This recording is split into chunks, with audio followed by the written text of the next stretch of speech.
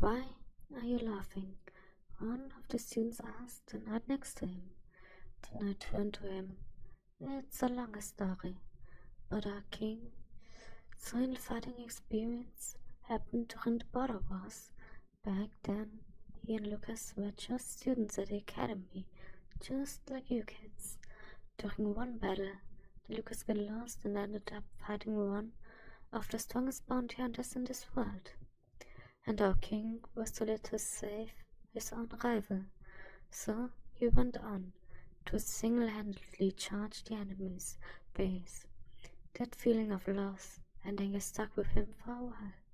As it looks, our little prince is doing the same mistake his father before. So we better stand back." The knight said and put the student back. Ian let go of his sword. "What do you mean?" Jack stepped closer to his son. "I know how you feel. I've been there. Too weak and too slow to protect my friends. But the thing is, you aren't alone. And you just proved that despite your defeat, you're already back on your feet. Let time give you the experience, instead of beating yourself over the fact that you needed a helping hand to fight a strong foe."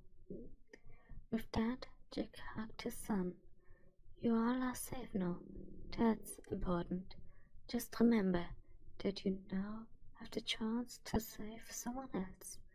With that, Ian started to cry, letting his emotions out before freeing himself from the hug. "You are right," he said after finding his voice again, and with the knight cheering her again. Lucia felt something squeezing her nose, forcing her to try and move, only to sink into the warm water below her.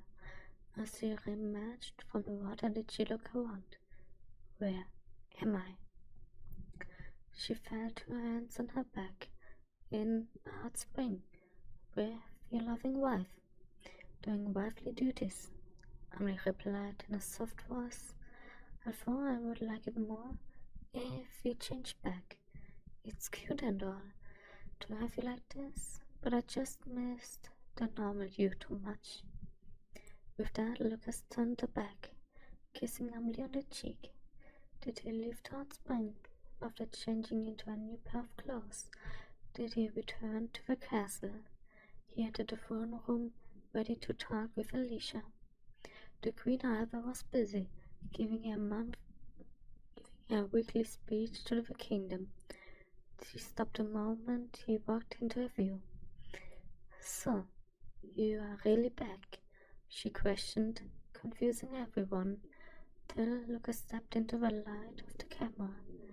"Yeah, and we need to talk about it." Alicia got up. "Can this wait till we aren't broadcasting all across the country?" "I won't like what you're going to say next." "Go on," she said with reservation. "Isn't that the Guardian?" one of the nobles in the room asked. The question moved like a wildfire. Yeah. "Silence, everyone. He is the Guardian, and he has something to tell all of us. So be quiet," the queen demanded, giving Lucas the stage before she sat back on her throne, ready to hear the bad news. "Okay, that's a live podcast. Anyway, to summarize, the Curtis caused the end of the world." Alicia jumped back up. "What now?" Lucas looked at her. "Yeah, I also turned evil, dominated your husband, and nearly got married a second time. Not to your husband. Anyway, things went sideways with your little plan to find the leader of the cultists."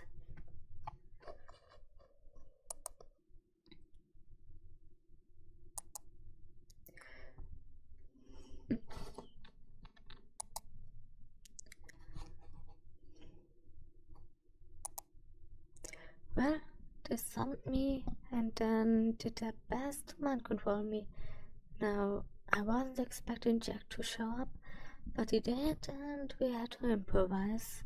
So we connected the end of the world with the creation of the Holy Grail, a weapon that now allows its owner to unleash the power of the end of the world. We stopped as Alicia had to keep herself from strangling him. Where is that Grail? Please tell me you have it, said she with authority in her voice.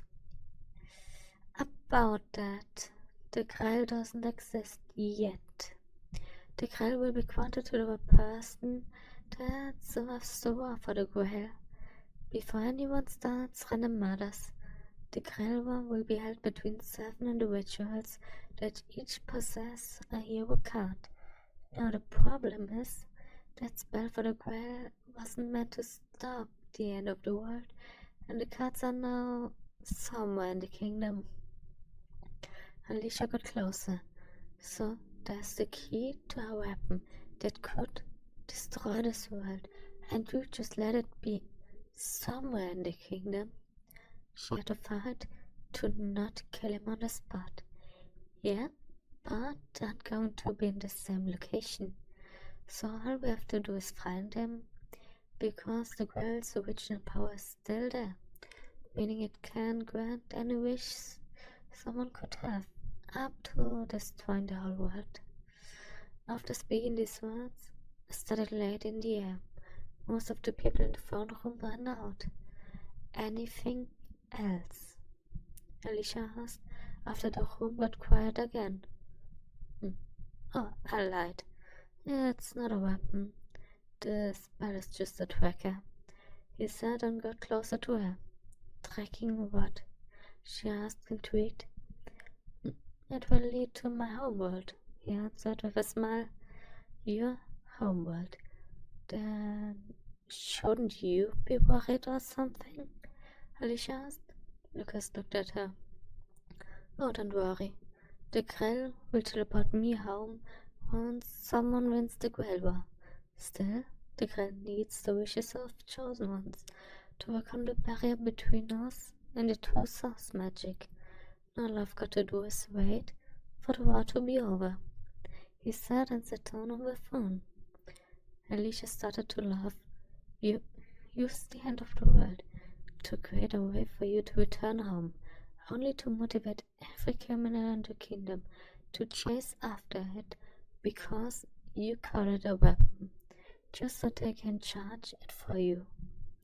Really? Started to miss your plans. So how long will this take? She asked, waiting for him to leave her phone. Oh, I have no idea. I can't control who will be chosen as a participant. All we can do is wait for all 7 hero cards to be found and activated. So we should keep an eye out for any unnatural amount of destruction, he said and walked past her. So any report that sounds like you are around, but we know you're somewhere different, she asked. He looked at her and nodded. Rose sat at the dinner table, waiting for her mom to stop cooking. So what makes you think we will be on time? She asked out of curiosity.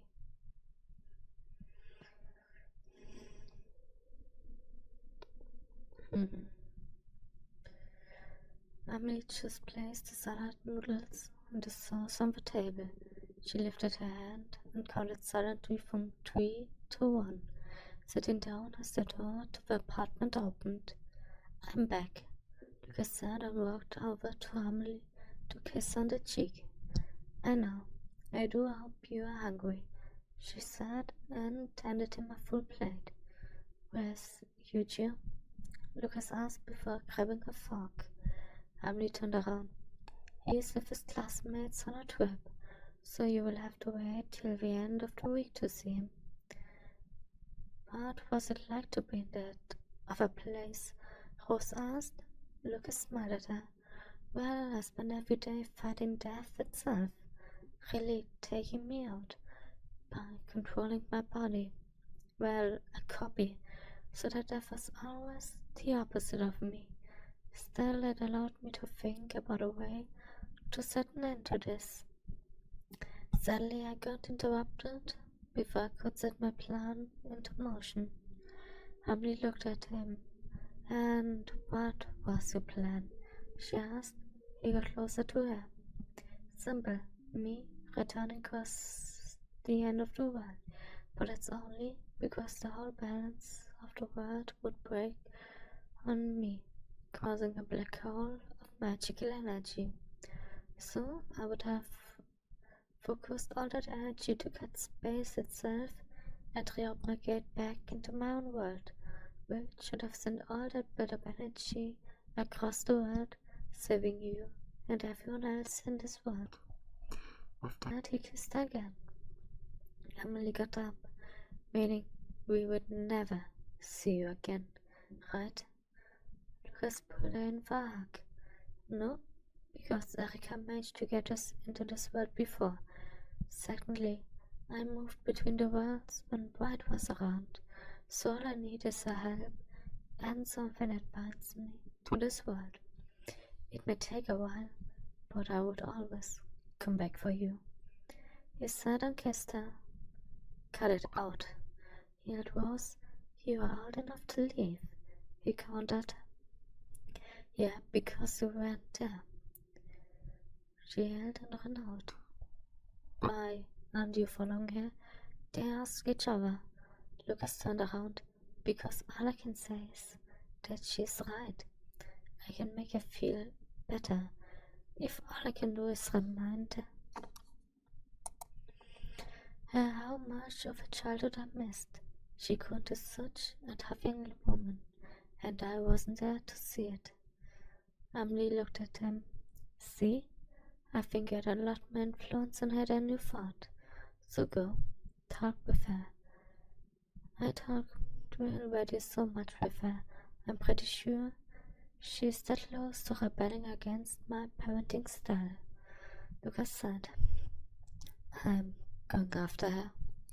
Emily kissed him. Unlike you, I will be waiting here, not willing to argue that you leave the apartment. Why are you here? Lucas asked when he found Rose on top of the tunnel. I just couldn't be in the same city where you and Mom are doing. He stopped her. Then you're in the wrong place. Me and your mom confessed our feelings on this roof. Rose looked at the roof tiles. Don't worry, we just sat there and talked. And that was nearly 20 years ago. She placed her hand between her knees.